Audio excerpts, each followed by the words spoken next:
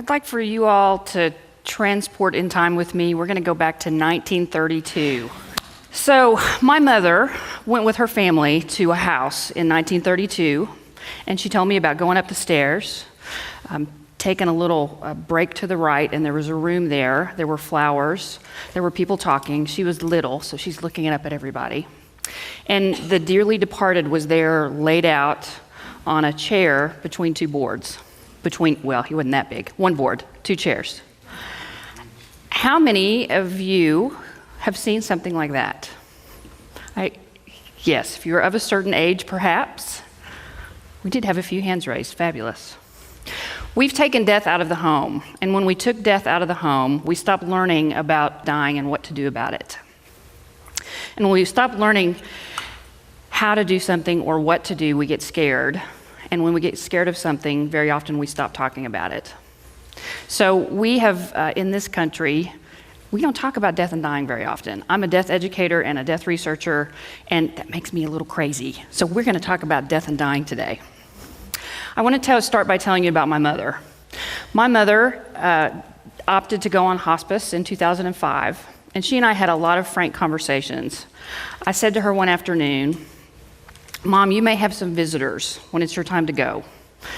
You may have angels or family members. I don't know who's going to show up, but somebody may show up. Will you tell me if somebody comes?" And she's walking down the hall, and she looks over her shoulder, and she said, "Depends on who it is." I said, "Okay, I have no idea what that means."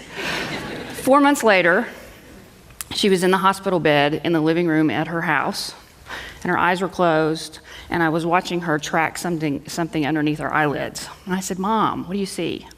She said, "Daddy Charlie, grandmother, mother and daddy, Uncle Claude and Aunt Lala." And she had this beautiful smile on her face. I said, "Where are they?" "Walking up the road from the farmhouse."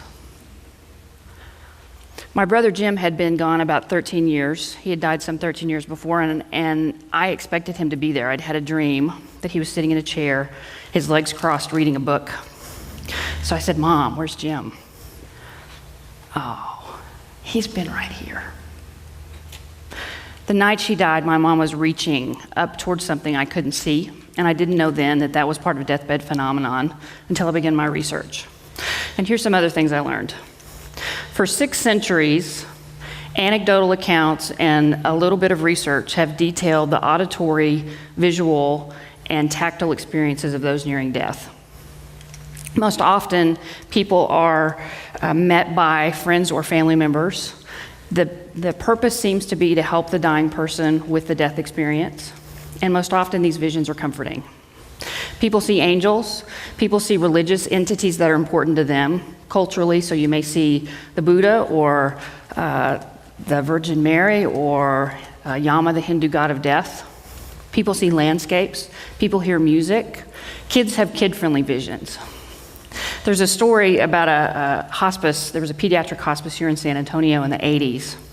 And the story went that there was a boy there that was dying. He complained to the nurse about the noise in the corner, the noisy boys in the corner.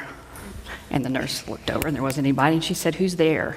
And he named off 3 names of 3 kids who had been at that hospice before he got there. These experiences happen all over the world, all religion, all cultures, all ages. They happen to people who are blind, they happen to people who are deaf. Some researchers say this is the limbic system gone crazy. These are purely hallucinations. These are embedded memories of a lifetime that are coming out. Others say this is proof of the soul's existence after death. Neither side can prove their hypothesis, and my conjecture is this: it doesn't matter. I'm sorry for all the scientists in the room. It doesn't matter why they happen, it matters that they do. In my research, I talked with people who were at the bedside when somebody was dying. One wife said to me, she was talking to her husband one afternoon and said, "Do you ever see anybody or hear anybody?" She said in her estimation he was completely lucid. He had had a little bit of pain medication. He was doing a Sudoku puzzle.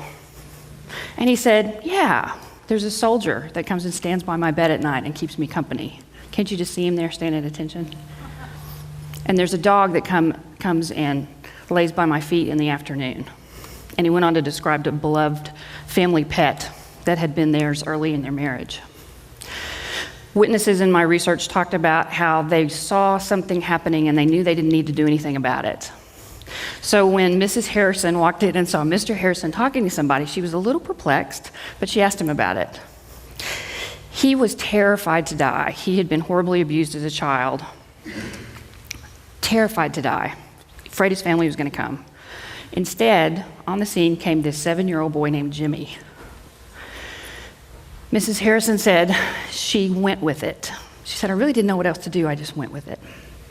And Jimmy stayed with Mr. Harrison the last 2 weeks of his life and kept him company and helped his transition be an easier one as he left this world.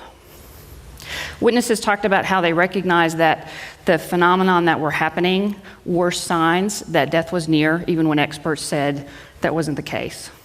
They saw the signs. And they knew the difference between hallucinations and visions. So hallucinations for them didn't have any kind of context and were frightening, anxiety-provoking, versus the visions, which did have a context and brought great comfort. When I work with families now, I tell them, your person may see things you can't see, they may hear things you can't see, they may reach up to the sky, they may look through you. They may talk in metaphors about moving or leaving or going.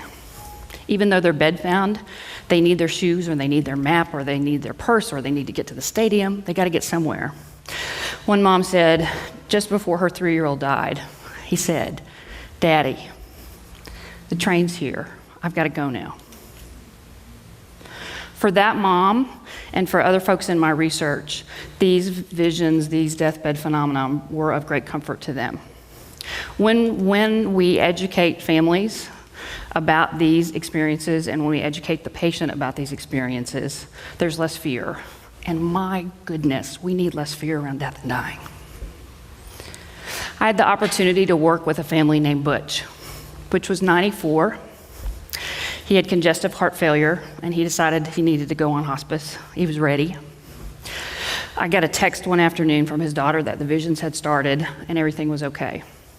His daughter talked about how Butch was often in the other room, and this is the language she used for him being there talking with the unseens versus over here talking to the daughter and the other people who were in the room, and he was often in the other room.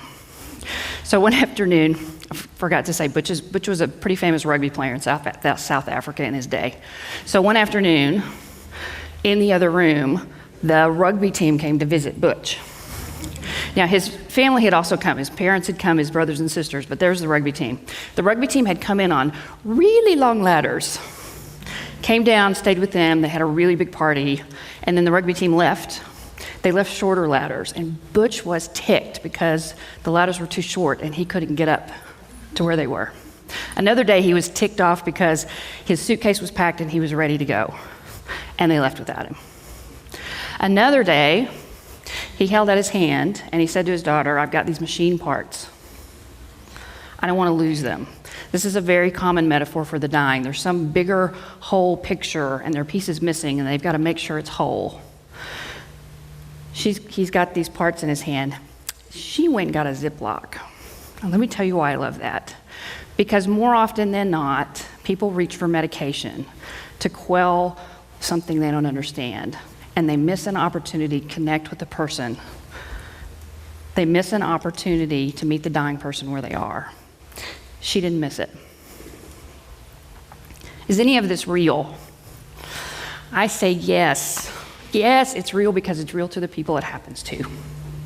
I don't know how to measure those things that are beyond our ordinary human capacity for understanding. I'm a researcher. I don't know how to measure wonder. I know what it feels like. I do know what it feels like. And I know I feel great comfort myself when I think that my mom didn't leave this world by herself, and the boy got to go on that train, and Butch had his buddies around before he left. When I meet people at parties for the first time, think how much fun that is. What do you do for a living? Being the sex girl and the bacteria guy can all go together to the party. So I meet them, and this happens. it is, gosh, that's really nice. I'm going to go get a drink, and I never see them again. Or something happens like happened at lunch today. Let me tell you a story. I've been scared to tell anybody because I didn't want anybody to think I was crazy. And I say, my goodness, I want to hear your story. Please tell me your story.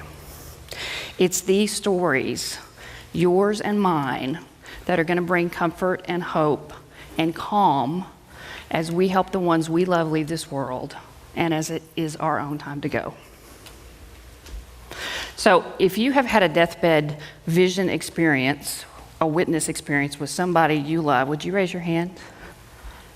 Okay. I would like for you in the next 48 hours to tell somebody about that. The more we tell our stories, the more we're going to eradicate this fear. And it's really important. Steve Jobs said 6 words before he died. October 5th, 2011, he died. I want to invite you to engage in your own sense of wonder. As I leave you today, minds wide open, with Steve Jobs' last words. Oh, wow. Oh, wow. Oh, wow. Thank you.